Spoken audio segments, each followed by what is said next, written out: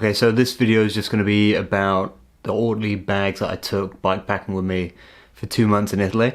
So I did a video about the Topstone 3, which is about the bike that I had, but this one I'll just talk about the bags instead.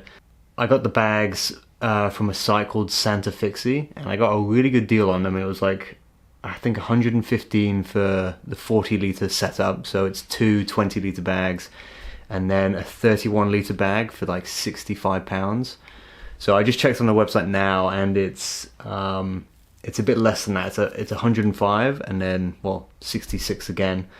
But it's still a really good deal. It's £173 for both, for that full setup, 71 litres.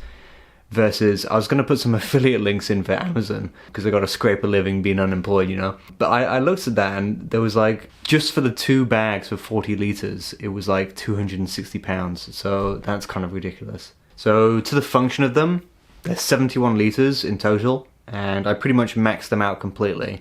So I had everything from kind of like my camera equipment to my camping equipment. So just everything stuffed in these bags, and I'm not a minimalist in any way on this kind of trip. I'm not going for ultra light or, you know, a super efficient setup. I just wanted to get on the road as soon as I can with the gear and get the trip done because it was my goal. I ramble so much. But 71 litres a bag, and the material is extremely durable. If you haven't felt it before, it's a kind of very industrialized kind of rubber, and it's very malleable. So like when you're stuffing stuff in there, you know, it forms to the shape of it. So it's really good.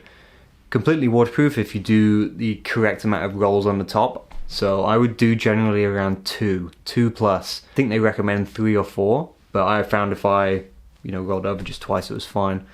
And that was in the rain as well. So the way the panniers work is it has 2 clips on the top, and those kind of hook onto the rack. And then it has a kind of adjustable stem at the base, which you can kind of loop around a rack like that, and it's not going to move like outwards. So it's to stop the bag from swinging from the bottom. So the clips are great. You know, they're very secure, but they do rattle slightly. I think the way some people kind of battle that is that they put some tape around their rack and it kind of buffs it out, and then it forms kind of like a tighter seal. But the thing is, I didn't even notice too much of a problem with it. Once I had them on the bike, fully loaded, with the rack pack on top as well, I guess that provides some extra weight so they don't rattle much. I never had an issue with them falling off at all. On a side note, but this was my fault, I had an issue with one of the clips actually snapping off. This was just completely my fault, and maybe you can learn from my mistake. So I fitted some straps on the back of the rack myself to secure my sleeping mat, which I had in the center, and just like my sandals and stuff that I would put amongst that stuff. And the strap was way too long, and when I was riding, it got caught in the wheel, and I was so lucky nothing else broke, but caught in the wheel at high speed, the strap just snapped. During that, I didn't notice at the time, but the strap was actually caught in the pannier handle, and it ripped off one of the clips.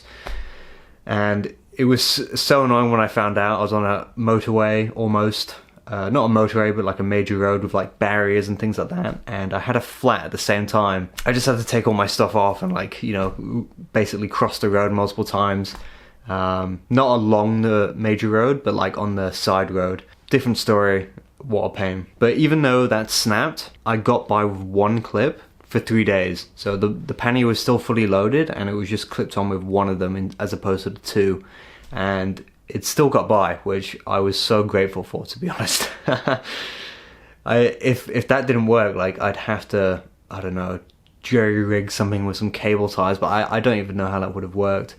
There would have been some kind of solution, but it would have just been so haphazard and probably dangerous it would have fallen off. Yeah, I was just so grateful that that actually worked. So after it snapped, that day I ordered some spare parts to some of my family's house where I started the trip, and I did another 3 days cycling out east, and then I doubled back on myself. I did over like 200-300 kilometers on those days in total. And yeah, it worked fine with just the 1 clip. I managed to get back, and I replaced the part myself. It only took around, well, half an hour to an hour. Once you start taking these bags apart, you realize and appreciate how durable they are and how well built they are. But I managed to replace that, and you can buy spare parts on the Ortlieb website for, you know, pretty affordable things. I think the part that I needed was like 15 euros. So I did a mixture of, you know, normal road cycling, off-road, and then some dirt tracks, and then some very kind of haphazard, rocky farmer field tracks that just kind of like absolutely shook the bike to bits. And the bags, they never fell off. They never fell off once, and they never snapped under their normal use case. But one thing you do have to do with these bags is, I'd say, constantly check the straps. You don't have to do it, and if you set it up properly, you're probably fine. But I'd just be checking the straps, because for mine, I had like the bags on the sides, and then I had the bag on the top, and my seat post was about here. So my seat post is kind of pushing into it, so occasionally it would fall back, but it was never in danger of falling off, because it's got 4 straps essentially that you can tie into it.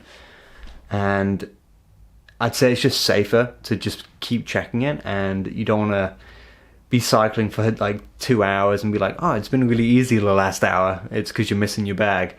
So I'd always just check it. But yeah, I never had an issue with the straps coming undone, the bag falling off, nothing like that.